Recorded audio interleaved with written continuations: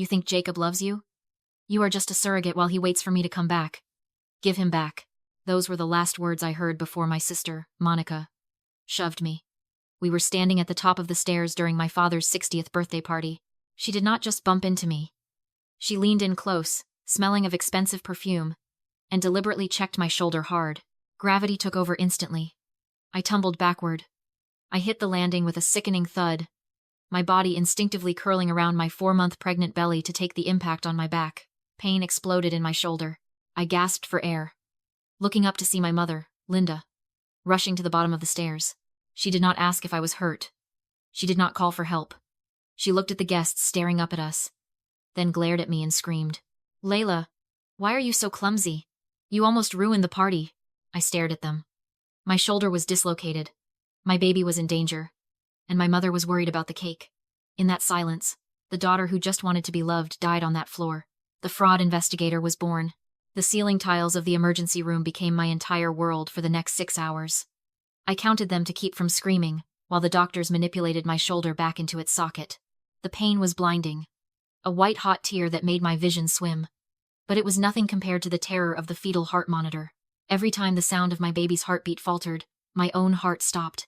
Jacob was pacing the small room like a caged animal. He kept running his hands through his hair, muttering about pressing charges, about restraining orders, about killing Monica. I watched him and felt a sick, cold knot in my stomach. He did not understand. He thought this was just jealousy. He did not know the rot went all the way to the bone. You see, Monica is not just a jealous sister. She is sick. Diagnosably. Terrifyingly sick. It has a name. Erotomania. It is a delusional belief that someone is deeply in love with you, often from afar. 10 years ago, in high school, Monica and Jacob dated for exactly 2 weeks. They went to the movies twice, and shared a milkshake. Jacob broke it off because she was intense. He moved on. He forgot about it. Monica never did. In her mind, those 2 weeks were a marriage proposal. When Jacob and I met years later as adults and fell in love, she did not see it as a coincidence. She saw it as theft. She truly believes, in the rewired pathways of her brain, that I stole her husband. She stalks his LinkedIn profile daily. She buys men's shirts she thinks he would like and hides them in her closet. And my parents? They do not get her help. They tell me to be patient. They say, "Monica just loves too hard. Be the bigger person, Layla. Don't flaunt your happiness." They fed the monster until it was big enough to push me down a flight of stairs. By the time I was discharged, my arm was in a sling, and I was exhausted. My phone buzzed in my bag. I assumed it was Jacob checking if I was ready to leave. But when I looked at the screen, my blood ran cold. It was a notification from my bank app. Low balance alert. Your checking account balance has dropped below $50. That was impossible. That account held our house fund, $45,000. Money I had scraped together from overtime investigations, saving every bonus, eating ramen for 3 years so we could buy a home before the baby arrived. I opened the app. The balance read $42. I called the bank immediately, my good hand shaking so hard I nearly dropped the phone. I bypassed the automated system and got a human. I demanded to know where the money went. The teller sounded confused, then apologetic. "Ma'am? The withdrawal was made in person this morning at the downtown branch." Mr. Robert verified his identity with his driver's license and requested a cashier's check for the full amount. The room spun. Mr. Robert. My father. And then I remembered. I had opened that high-yield savings account when I was 18, heading off to college. My father had co-signed it to help me get a better interest rate. It was a joint custodial account. In the chaos of life, marriage, and career, I had simply forgotten to remove his name. Legally, he had every right to empty it. Morally, he had just gutted his pregnant daughter. I hung up and texted him. My fingers were numb. "I know you took the $45,000. That is grand larceny. Send it back, or I go to the police." His reply came 2 minutes later. It was not an apology. It was not a denial. It was a justification that made me want to vomit. "Your sister is in a fragile state after seeing you fall. She needs to go to a wellness retreat in Arizona to recover from the trauma. It is expensive, Layla. Consider this money your contribution to her recovery. You owe us this for ruining the party." I stared at the phone. He stole my life savings to send the woman who assaulted me to a spa. He framed it as my debt to pay. The injustice of it burned through the haze of painkillers. They did not just want to hurt me physically. They wanted to strip me of my future to build a cushion for their golden child. I did not reply. I did not scream. I looked at Jacob, who was helping me into my coat, and for the first time, I did not see my parents as family. I saw them as targets. They thought they had broken me. They thought they had cashed out. But they forgot one thing. I investigate fraud for a living. I know exactly how to catch a thief who thinks they are untouchable. The silence in our house that night was heavy enough to choke on. Jacob was in the kitchen, aggressively scrubbing a pot that was already clean. His knuckles were white. Every few seconds, he would stop, grip the edge of the sink, and let out a sharp, frustrated breath. He wanted to call the police. He wanted to drive over to my parents' house and kick the door down. He wanted to do something. Anything. To fix the violation we had just suffered. I walked over and put my hand on his arm. He flinched, then relaxed, turning to look at me with eyes full of helpless rage. "We have to call them. Layla," he said, his voice rough. "That is $45,000. That is our house. That is the nursery. We cannot just let him steal it. If we call the police now, we lose," I said. My voice was steady, terrifyingly calm even to my own ears. "My father's name is on the account. In the eyes of the law, he didn't steal anything. He withdrew his own money. The police will call it a civil dispute and walk away. We will spend years in court, spending more on lawyers than we lost, and we will never see a dime." Jacob stared at me.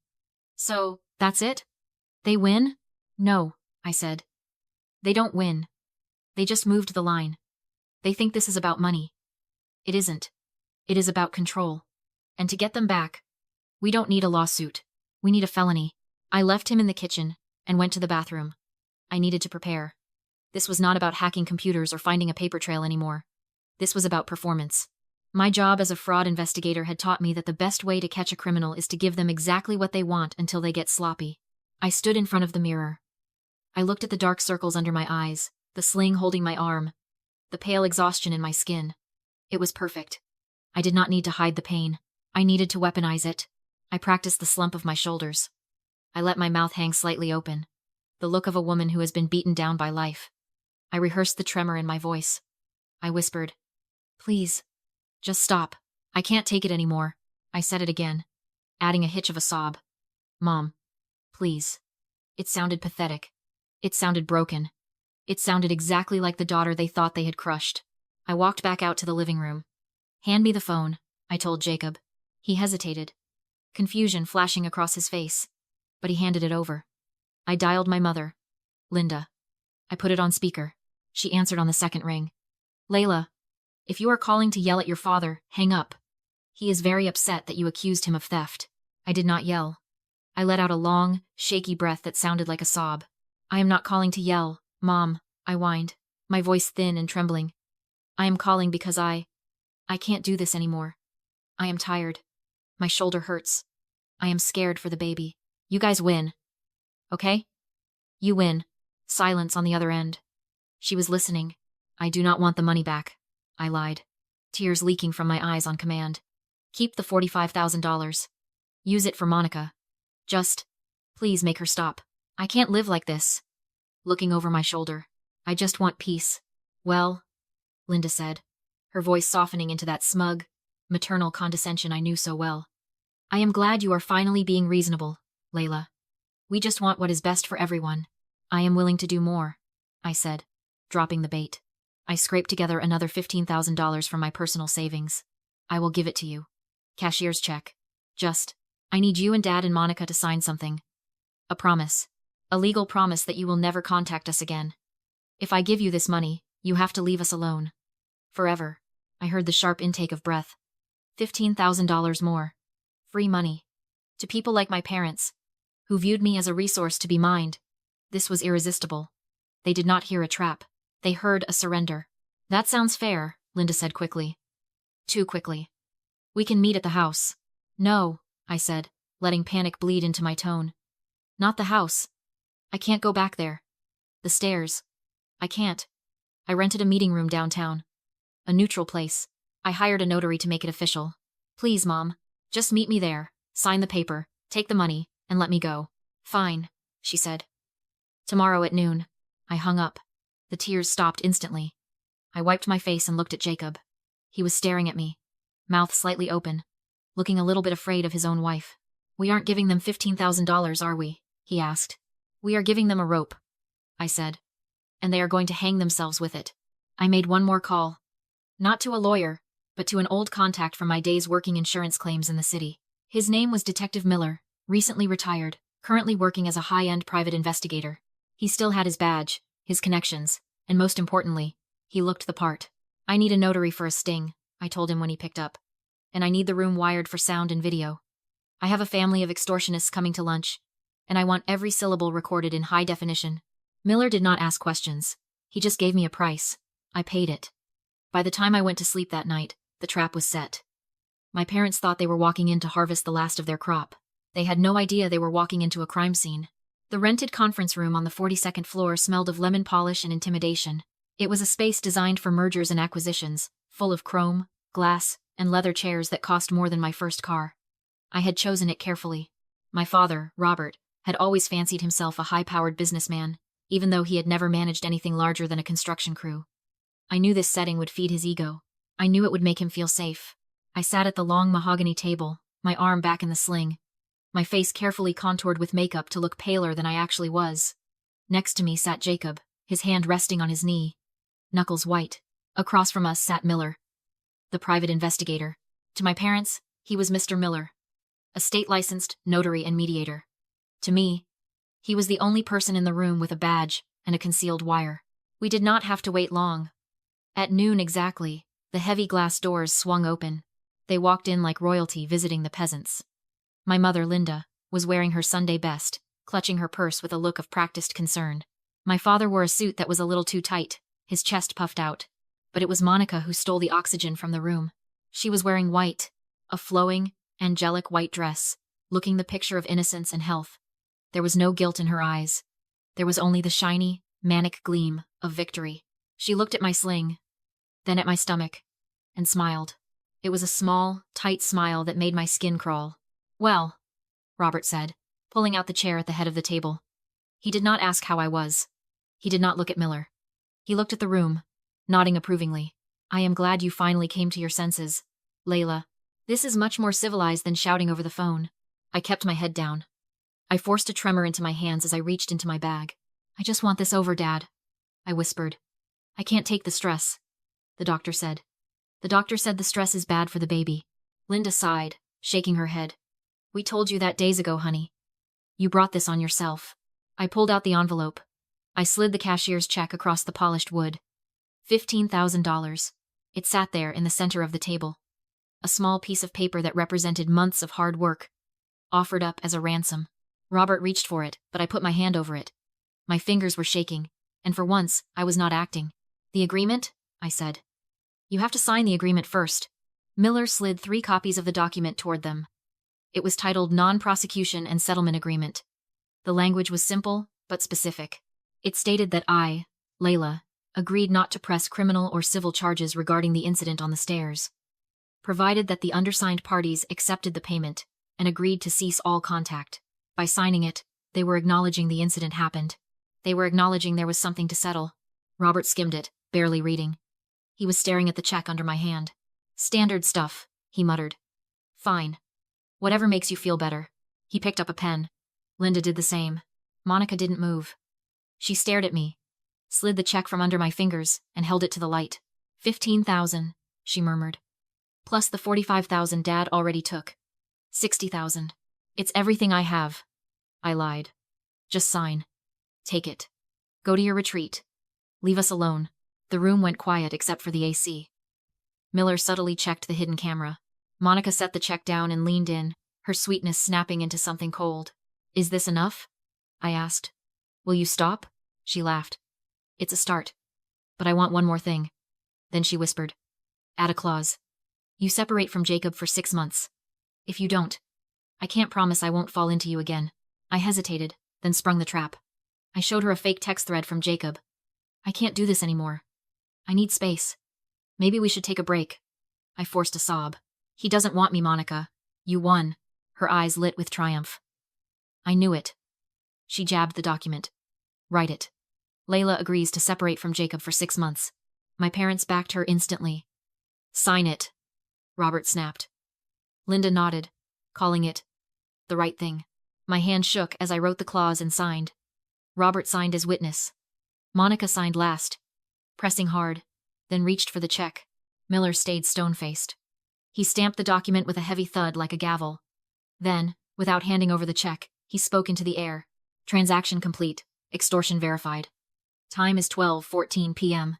Robert frowned. What are you doing? Give us the check. Miller walked to the door and unlocked it. A hard, official knock hit the wood. He opened it.